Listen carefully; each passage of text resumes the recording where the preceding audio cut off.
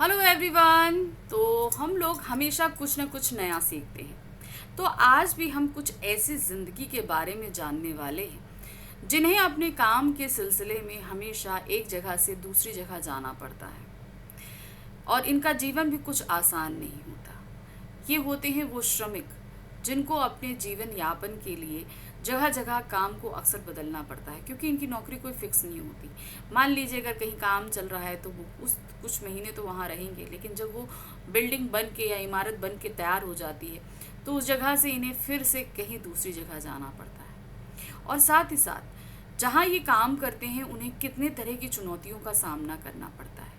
इसी की कुछ वानगी हम आज के इस अध्याय में देखने वाले हैं। अध्याय है हमारा खाना बदोश, और ये क्लास है 11th की इलेक्टिव की बुक है अंतरा भाग 1, उसके गद्य खंड का अध्याय है खाना बदोश। और इस खाना बदोश जिंदगी का हमारे सामने प्रस्तुतिकरण कर रहे हैं ओम प्रकाश वाल्मीकि जी, जिन्होंने अपने साहित्य के जरिए यथार्थ को सामने लाने की कोशिश करी है, यानी कि रियलिटी को हमारे सामने पेश किया है। हम सभी बहुत आसान जीवन जीते हैं, लेकिन जो ये मजदूर वर्ग होते हैं इनका जीवन बहुत मुश्किल होता है। ठीक है, तो चलिए देखते हैं आज के पाठ में। लेकिन सबसे पहले एज यूजुअल हम देखेंगे लेखक परिचय, यानी कि ओम प्रकाश वाल्मीकि जी का जीवन परिचय, फिर उसके बाद पाठ की रूपरेखा और फिर पाठ का सार। ठीक है, तो चलिए शुरू करते हैं। सबसे पहले जैसा हमने कहा कि हमारे लेखक हैं ओम प्रकाश वाल्मीकि जी। ओम प्रकाश वाल्मीकि का जन्म वर्ष 1950 में उत्तर प्रदेश के जिला मुजफ्फरपुर के बरला नामक गांव में एक निर्धन हरिजन परिवार में हुआ था। उनका बचपन सामाजिक एवं आर्थिक कठिनाइयों में बीता। अब चूंकि निर्धन परिवार था और दूसरा वो हरिजन थे, इस वजह से उन्हें सामाजिक परेशानियों का तो सामना करना ही पड़ा, साथ में आर्थिक परेशानियों का भी। शिक्षा प्राप्त करते समय वाल्मीकि जी को अनेक आर्थिक, सामाजिक तथा मानसिक कष्ट झेलने पड़े। तो चूंकि क्या कहते हैं, उनको जो हरिजन जाति का होने की वजह से काफ़ी कष्ट, जो समाज की तरफ से बहुत सारी चीज़ें कही जाती, बहुत सारे बंधन होते, जिसके चलते जो है ना, इनको बहुत ज़्यादा सामाजिक जो पीड़ा मिलती थी, वो इसकी वजह से इन्हें मानसिक कष्ट भी झेलना पड़ता था। अपनी आत्मकथा में अपने साथ बीते ऐसे प्रसंगों का लेखक ने स्वयं वर्णन किया है। उच्च शिक्षा प्राप्त करते हुए उन्होंने हिंदी विषय में एमए किया। मतलब देखिए, अब उनके जीवन में इतनी परेशानियां आई, लेकिन तब भी उन्होंने अपनी शिक्षा पूर्ण करी। वह कुछ समय तक महाराष्ट्र में रहे, जहां वे दलित लेखकों के संपर्क में आए। उनसे प्रेरणा पाकर ओम प्रकाश वाल्मीकि ने डॉक्टर भीमराव अंबेडकर की रचनाओं का अध्ययन किया, जिससे उनकी रचनाओं में बुनियादी परिवर्तन हुए। उन्हें नाटकों के अभिनय और निर्देशन में भी गहरी रुचि थी। उन्हें वर्ष 1993 में डॉक्टर अंबेडकर राष्ट्रीय पुरस्कार और 1995 में परिवेश सम्मान से सम्मानित किया गया। ओम प्रकाश वाल्मीकि का निधन 17 नवंबर 2013 को देहरादून में हुआ। ठीक है, तो ये रहे हमारे लेखक ओम प्रकाश वाल्मीकि जी। अब इनकी जरा कुछ कृतियां पढ़ ली जाएं। देखिए क्या है इनका। सबसे पहले काव्य संग्रह देखिए, सदियों का संताप बस बहुत हो चुका। फिर है कहानी संग्रह सलाम घुस बैठिए। आत्मकथा है दलित साहित्य का सौंदर्य शास्त्र तथा जूठन। तो ये सभी इनकी कुछ प्रमुख कृतियां हैं, वैसे और भी कृतियां इनकी हैं।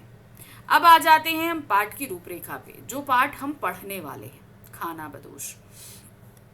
खाना बदोश कहानी में मजदूरी करके किसी तरह गुजर बसर करने वाले मजदूर वर्ग की यातना और शोषण को चित्रित किया गया। जैसे मैंने बताया कि जो मजदूर वर्ग होता है वो बहुत तरह की परेशानियों से गुजरता है, तो उसी का यहाँ पर चित्रण किया गया है।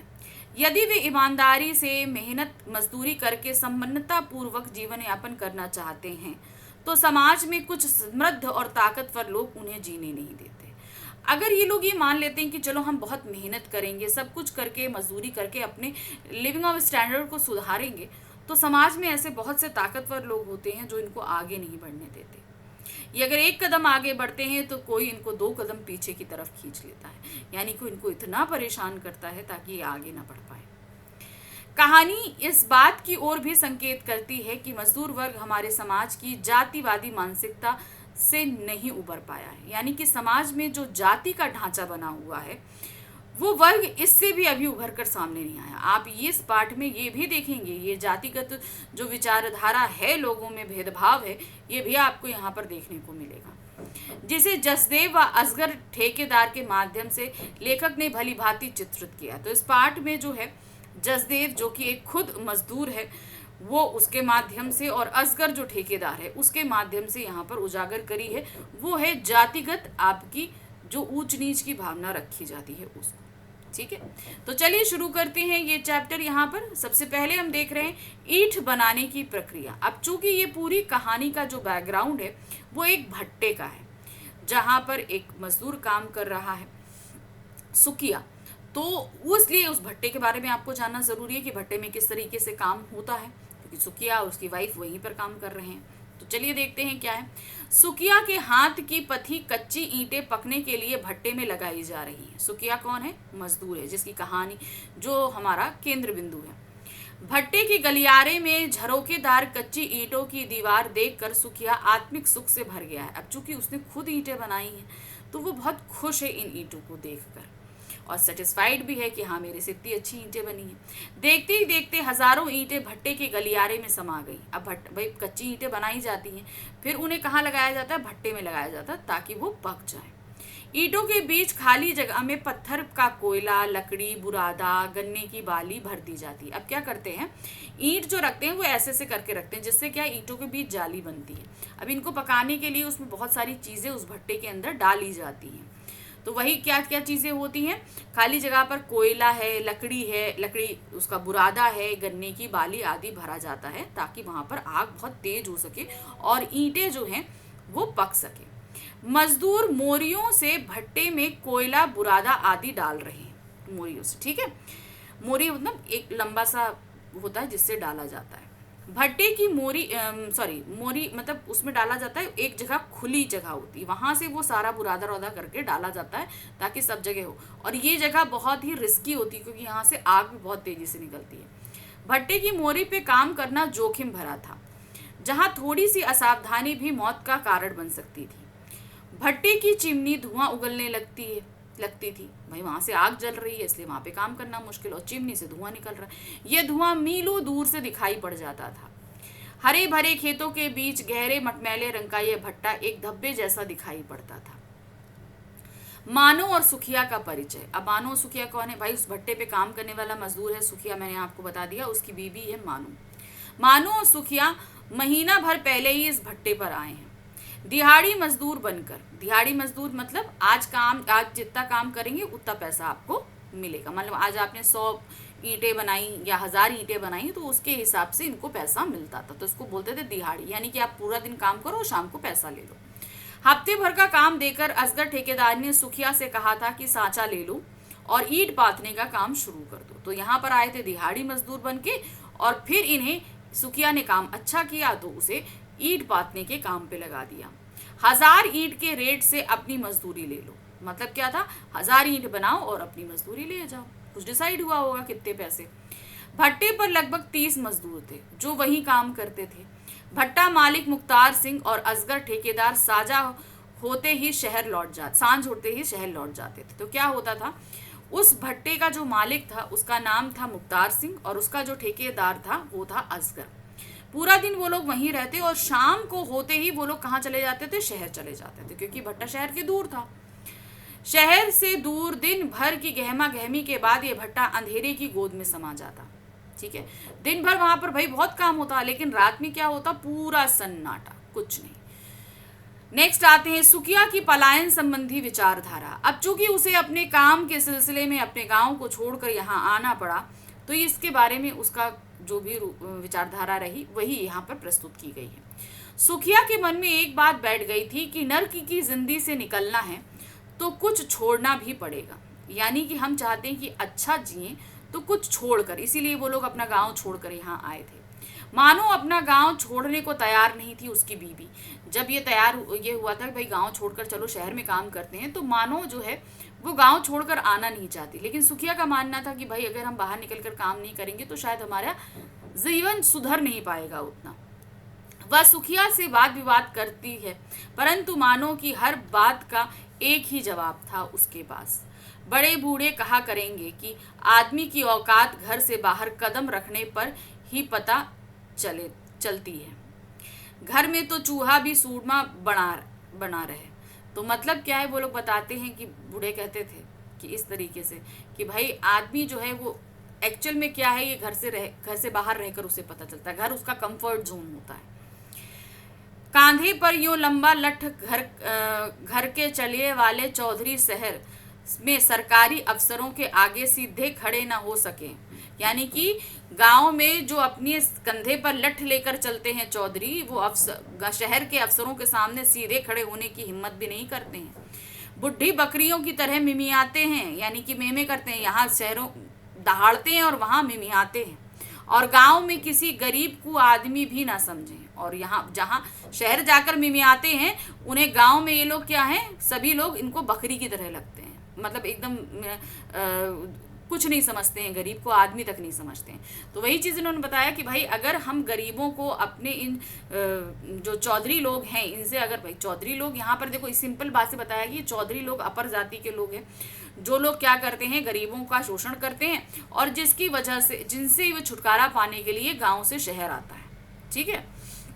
सुखिया की इन बातों से मानो कमजोर पड़ जाती थी, इसीलिए गांव देहात छोड़कर वे दोनों एक दिन असगर ठेकेदार के साथ इस भट्टे पर आ गए थे। उन्होंने अपनी मेहनत से पहले महीने में ही कुछ रुपए बचा लिए थे। अब दोनों मेहनती थे, तो मेहनत करते करते इन्होंने पहले महीने में ही थोड़े से पैसे बचा लिए थे। अब दोनों पहले से अधिक मेहनत करने लगे। अब उन लोगों को समझ में आ गया कि हम जितनी मेहनत करेंगे हमें उतने पैसे मिलेंगे। तो इन लोगों ने और मेहनत करने की ठानी, ताकि हम पैसे बचा सकें और अच्छा जीवन जी सकें। इसी बीच भट्टे पर एक नया लड़का जसदेव आता है। अब जैसे मजदूर बहुत सारे हैं, तो उसी में एक लड़का आता है, कौन, जसदेव, जिसे ठेकेदार सुखिया और मानो के साथ काम पर लगा देते हैं। ठीक है। अब आते हैं शोषक वर्ग की तानाशाही। अब चूंकि जो लोग पूंजीवादी होते हैं, शोषक वर्ग, उनकी तानाशाही को यहाँ बताया गया। सॉरी। एक दिन मुख्तार सिंह कुछ दिनों के लिए बाहर चले गए थे, तो उनके स्थान पर उनका बेटा सूबे सिंह भट्टे पर आया। तो मालिक कौन थे, मुख्तार सिंह। वो कुछ काम से बाहर गए, तो उनका बेटा जो है वो भट्टा देखने के लिए आ गया। क्या नाम था उसका, सूबे सिंह। उनकी गैर हाजिरी में सूबे सिंह का रौब दाब भट्टे का माहौल ही बदल देता था। अब मुख्तार सिंह के बिहेवियर से जस्ट अपोजिट था उसका बेटा सूबे सिंह। बदतमीज, बदचलन, सब कुछ जो ऐप थे वो सभी उसके अंदर थे। जब वो भट्टे पर आता तो पूरे भट्टे का माहौल बदल जाया करता था। असगर ठेकेदार भी भीगी बिल्ली बन जाता था। मुख्तार सिंह के रहते जो एकदम शेर की तरह डरता था, सूबे सिंह के रहते वो एकदम बिल्ली की तरह, वो सूबे सिंह से बहुत डरता था। दफ्तर के बाहर उसकी एक अर्दली यानी सेवक की ड्यूटी लग जाती थी। किसकी, असगर की। वह कुर्सी पर उखड़ू बैठकर दिन भर बीड़ी पीता था, आने जाने वालों पर निगरानी रखता था। उसकी इजाजत के बगैर कोई अंदर नहीं जा सकता था। जसदेव को वह अपशब्द बोलता था। कौन, सूबे सिंह। साले भट्टे की आग में झोंक दूंगा, किसी को पता भी नहीं चलेगा, हड्डियां तक नहीं मिलेंगी राख में, समझा। तो इस तरीके से जसदेव को जो है वो बहुत ही ज्यादा बुरा भला कहता था। सूबे सिंह ने उसे धकिया दिया, ठीक है, उसे डांटा। जसदेव गिर पड़ा। सूबे सिंह ने जसदेव को धक्का दिया और वो गिर पड़ा। जब तक वह संभल पाता, लात घूंसों से सूबे सिंह ने उसे अधमरा कर दिया। मतलब उसको खूब पीटा, उसको जसदेव को। स्त्रियों का यौन शोषण, जैसे कि मैंने बताया कि सूबे सिंह जो था वो बहुत ही ज्यादा बदचलन था। ठीक है ना। तो अब स्त्रियों को लेकर भी उसकी विचारधारा ज्यादा अच्छी नहीं थी। स्त्रियों के साथ वो अच्छा व्यवहार नहीं करता था। तो देखिए क्या हुआ, स्त्रियों के साथ कैसा रखता था। सूबे सिंह क्रूर व बुरे चरित्र का व्यक्ति था। एक दिन उसकी नजर किसनी पर पड़ी। एक मजदूर था, उसकी बीवी किसनी पर। 3 महीने पहले ही किसनी और महेश भट्टे पर आए थे। यानी कि 3 महीने पहले वो लोग इस भट्टे पर काम करने के लिए आए थे। 5-6 महीने पहले ही दोनों की शादी हुई थी। तो मतलब शादी भी अभी नई नवेली, 5-6 महीने की शादी का मतलब शादी क्या होता है, अभी नई नवेली ही शादी थी उन लोगों की। तो अभी वो लोग 6 महीने पहले शादी हुई और 3 महीने पहले वो लोग भट्टे पर आए थे। सूबे सिंह ने उसे दफ्तर में सेवा टहल का काम दे दिया था। किसको, किसनी को। वह पूरे दिन दफ्तर में ही रहने लगी। अब उसको काम दिया था तो दफ्तर में ही रहती। उनके विषय में मजदूरों में बातें होने लगी। सूबे सिंह का चरित्र सभी जानते थे, किसनी को रख लिया था, तो सभी लोग जो है किसनी और सूबे सिंह के संबंधों के बारे में तरह तरह में भट्टे में बात करने लगे थे। लेकिन किसनी से कोई कुछ ना कहता, सब आपस में बात करते पर किसनी से कोई नहीं कहता। उसके इस व्यवहार से महेश बड़ा दुखी रहता, क्योंकि किसनी हमेशा सूबे सिंह के साथ रहती थी, तो ये बात महेश को बिल्कुल अच्छी नहीं लगती। वो भी बेचारा दुखी रहने लगा था, वो भी समझने लगा था कि उसकी बीवी के साथ क्या हो रहा है। उसने उसे कई बार समझाने की कोशिश भी की थी, लेकिन उसने महेश की बात ना मानी। यानी कि महेश ने किसनी को समझाने की कोशिश करी पर किसनी ने उसकी बात नहीं सुनी। महेश अब शराब के नशे में दिन भर झोपड़ी में रहने लगा। महेश कोई काम नहीं करता, उसे ये दुख इतना सताया कि पूरा पूरा दिन वो शराब पीता रहता। किसनी के पास अब एक ट्रांजिस्टर भी था। ट्रांजिस्टर होना बहुत बड़ी बात थी, महंगा आता था, जिसे वह इतने ऊंचे स्वर में बजाती थी कि पूरे भट्टे का वातावरण फिल्मी गानों की आवाज से गूंज उठता था। एक दिन किसनी बीमार थी, तो सूबे सिंह ने माने को बुलाने के लिए असगर ठेकेदार को भेजा। अब किसनी बीमार थी, तो सूबे सिंह ने किसको बुलाने के लिए भेजा, मानो को, यानी कि सुखिया की बीवी को। लेकिन जसदेव उसकी जगह स्वयं चला गया। अब जसदेव सुखिया सभी जानते थे, तो जब असगर को बोला कि भाई मानो को बुला कर लेके आओ, जब वो गए तो सभी ने मानो को जाने से मना किया और जसदेव ने कहा कि मैं जाता हूँ, और वो चला गया। सूबे सिंह अपनी काम वासना से तृप्ति किसनी के साथ साथ मानो से भी करना चाहता था। यानी कि वो अब मानो के साथ गलत संबंध बनाना चाहता था। जो किसनी बीमार थी उस दिन वो नहीं कर पा रहा था, वो मानो के साथ करना चाहता था, और ये बात सभी जानते थे। इसीलिए किसी ने भी उसको जाने से मना किया कि नहीं, तू मानो से जाने से मना किया, और जसदेव उसकी जगह चला गया। मानो ने लाल लाल पक्की ईंटों को देखा जो उसने अपने हाथों से बनाई थी। उसके मन में अपना घर बनाने की लालसा उठी। तो अब यहाँ पर क्या हुआ कि वो चला तो गया बनाने के लिए कि चलो भाई अब देखा जाए कि क्या क्या है। जब वो वहाँ जाता है कि जसदेव वहाँ पर जाता है तो देखता है कि सूबे सिंह ने तो मानो को बुलाया था, लेकिन मानो पहुंची नहीं, उसकी जगह जसदेव आ गया।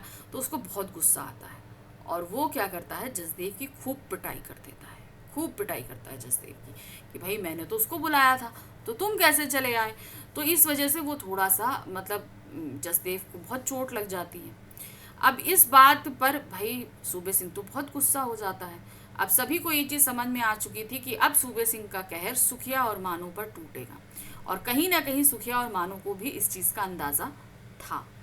अब इसी उधेड़ गुण में सुखिया जो है, मानो जो है वो अब क्या करती थी, ईंटें बनाती थी तो वो पक जाती थी लाल लाल। तो इसी सोच में वो अपने हाथों से बनाई ईंटों को देख रही थी। उसके मन में अपना घर बनाने की लालसा उठी कि चलो भाई मैं भी अपना घर बनाऊंगी इन ईंटों से कभी, क्योंकि ये लोग मेहनत कर रहे थे। मानो ने सुखिया से पूछा कि एक घर में कितनी ईंटें लगी है। उसने कहा कई हजार ईंटें। मानो द्वारा घर बनाने में लगने वाली ईंटों के विषय में पूछने पर सुखिया उसे बताता है कि कई हजार ईंटों के अतिरिक्त लोहा, सीमेंट, लकड़ी व रेत भी चाहिए। उसकी बातों को सुनकर मानो सोच विचार में डूब गई और अनमने मन से सुखिया से कहने लगी, भट्टे पर काम करने के लिए उसके साथ चली गई। मतलब उन लोगों का मतलब एक तो मन नहीं था, जो कुछ हुआ था अभी पास्ट में जसदेव के साथ, तो लेकिन तब भी क्योंकि अब उन लोगों को ये लग रहा था कि अगर हम अपना घर बना लेंगे तो सिक्योर हो जाएंगे, इस तरह की जातियों से सहने से अच्छा है कि हो जाए।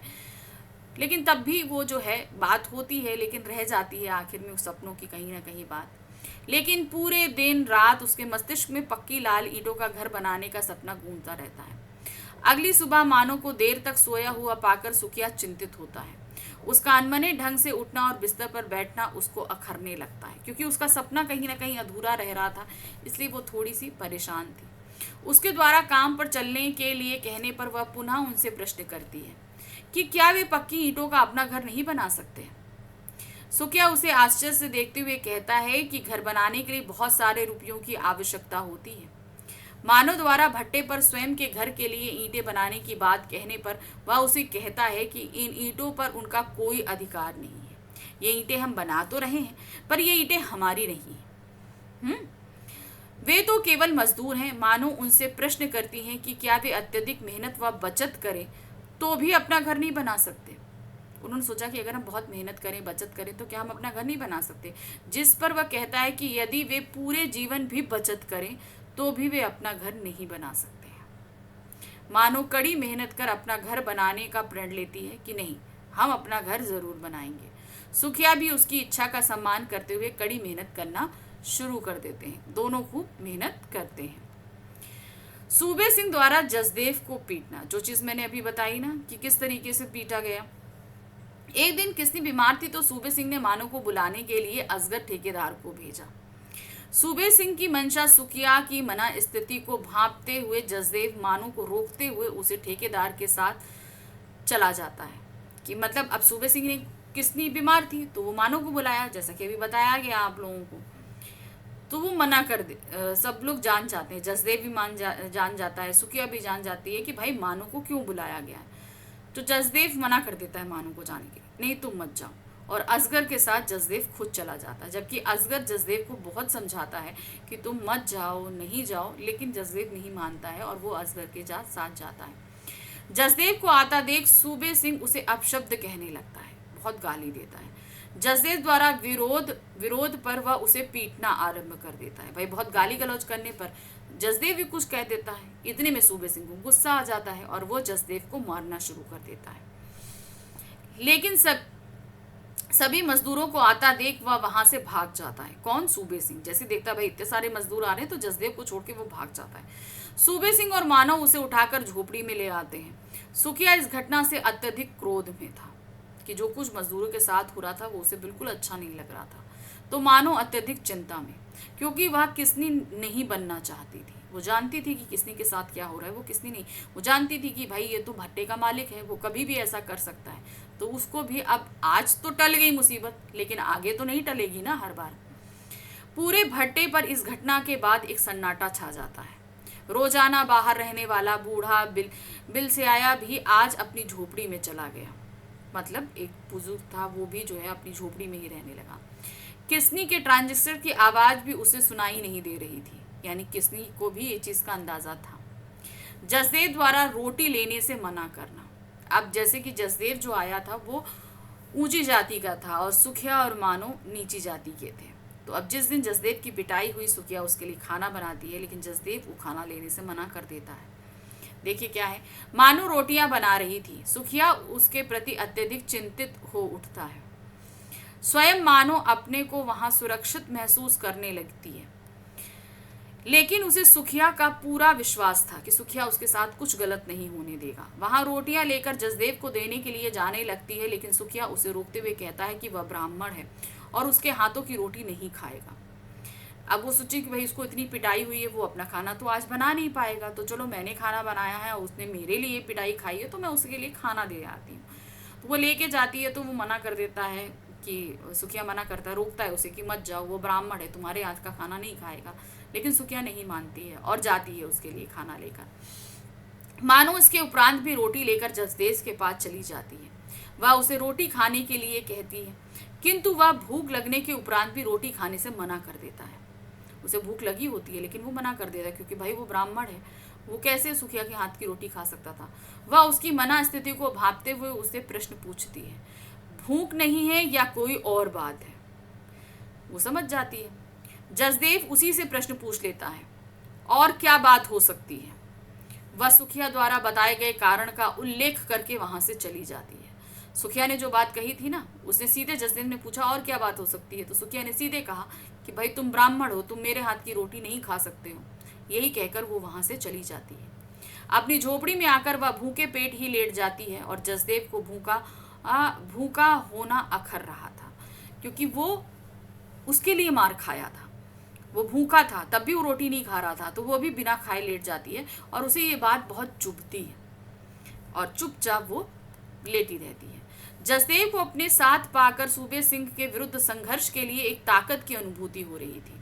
सुखिया वर्तमान घटना से चिंतित होकर लेटा हुआ था और मानो के विषय में सोचते ही वह कांप गया था।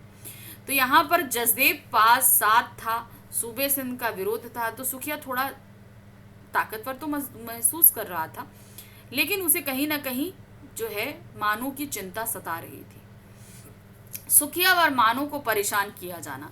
अब चूंकि सूबे सिंह के हाथ मानो नहीं आई थी, तो अब इन दोनों को परेशान किया जाना शुरू करने, ताकि ये लोग यहाँ भट्टा छोड़ के चला जाए।